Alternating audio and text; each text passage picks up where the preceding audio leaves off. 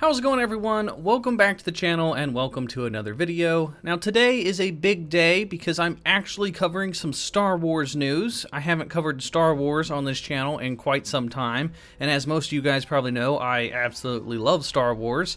I basically made my channel off of Star Wars Battlefront 2. But today we actually have some leaks in regards to Star Wars Jedi Survivor. Now EA actually had an announcement today. Over on EA Star Wars Twitter account, they said the journey continues. Experience the action-packed gameplay of Star Wars Jedi Survivor at the Game Awards, streaming live December 8th. So we got an official announcement from EA today that we are going to see some new gameplay this December 8th at the Game Awards. So that in itself is a pretty big deal. I absolutely loved the first one. It was a big hit for the channel, and it's one of my favorite Star Wars games ever. And Jedi Fallen Order was a really popular game, reaching over 20 million different players at one point. So that's the official news that we got today. Now there's some more unofficial news that actually leaked, which is a pretty big deal. Now as soon as they announced this, somebody must have screwed up over at Steam and had the dates wrong or jumped the gun too soon or whatever, because Jedi Survivor popped up on Steam with the release date and info about the game.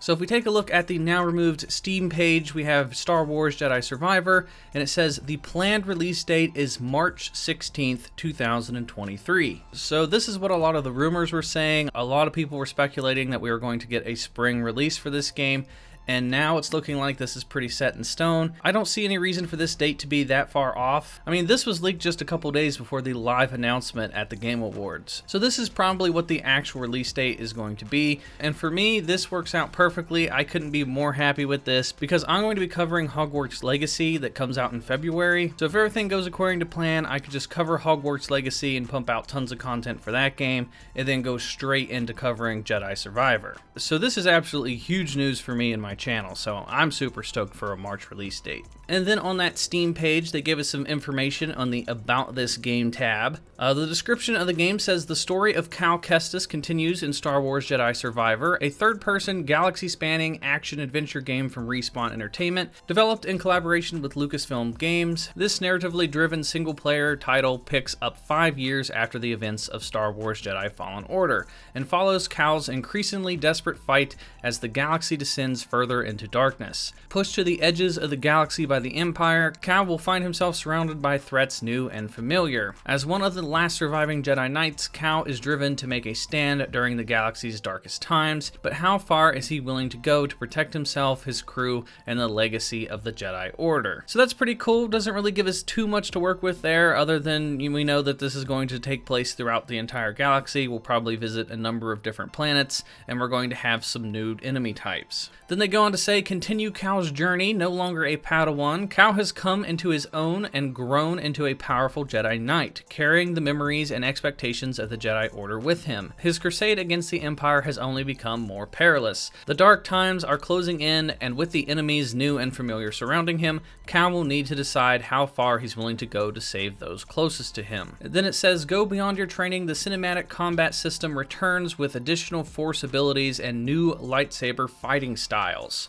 Creatively leverage all these abilities and weapons to strategically take on an expanded host of enemies, sizing up strengths and weaknesses while cleverly utilizing your training to overcome your opponents and solve the mysteries that lay in your path. Then they say, explore the untamed galaxy, discover new planets and familiar frontiers in the Star Wars galaxy, each with unique biomes, challenges, and enemies. Master new skills, equipment, and abilities that will augment the ways you explore, fight, and roam. With larger areas to explore and more to discover off the beaten path, players who adventure beyond the horizon will find hidden rewards. So it sounds like there's going to be a lot of hidden collectibles and stuff that you will find scattered throughout the game, just like in Jedi Fallen Order. And another thing we gotta mention is those new lightsaber fighting styles. I really love the combat in the last game, so if they're adding even more lightsaber fighting styles in this one, I feel like the combat in this game is going to be just absolutely phenomenal, and I can't wait to play it. But that is not all. There was actually some pre-purchase bonuses if you pre-order the game that was leaked online. So one of the pre-purchase bonuses is a Hermit cosmetic costume, the Hermit lightsaber set, and the Combustion Blaster set. So right off the bat, this has me more stoked than the last game because it looks like we're moving past the whole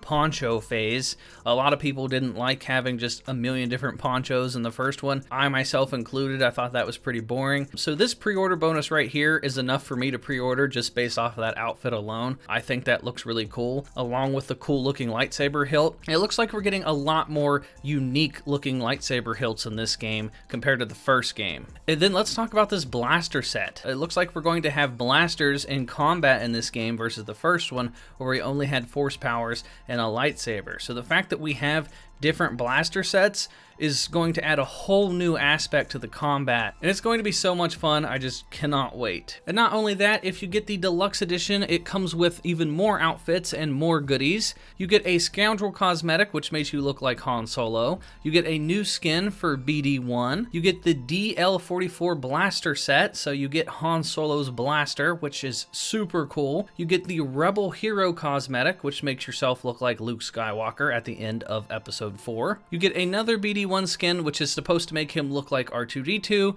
and then you get the Rebel Hero lightsaber set, which is supposed to make your lightsaber hilt look like Luke Skywalker's lightsaber. So for me, this is a no-brainer. I'm normally against the whole pre-ordering games and stuff, but for me, I'm absolutely going to get this game regardless. I loved the first one, and I trust Respawn to make a good game. I mean, they absolutely knocked it out of the park with the last game, and these cosmetics look super cool. And just the fact that I can dress up as Han Solo and use his blaster, and the fact that you can use Luke Skywalker's lightsaber, I mean, of course I'm going to get the deluxe edition. That's amazing. So that is all the information that came out today for Jedi Survivor. Now remember, we're going to get gameplay in just a couple days on December 8th at the Game Awards, and I will keep you guys updated, and we'll post some videos about that as well. And that is going to do it for everything in this video, guys. If you guys enjoyed it, then please give this video a thumbs up. If you want to keep up to date on all things Jedi Survivor, then be sure to hit the subscribe button and hit the bell for notifications.